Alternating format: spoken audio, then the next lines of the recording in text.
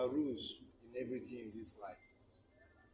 If you want to maintain normal height of a draft coconut, ensure anytime you want to harvest the coconut straight, you use ladder to climb to the area that you want to harvest and harvest the coconut.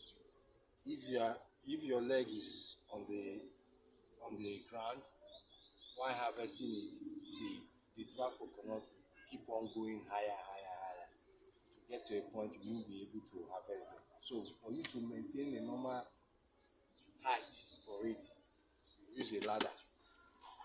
You may use after when you must have climbed the ladder, either you use your hand or you use cutlass to remove them from the clutches here. Thank you, and if you like what we are doing, please follow us on YouTube. That's all. Wait.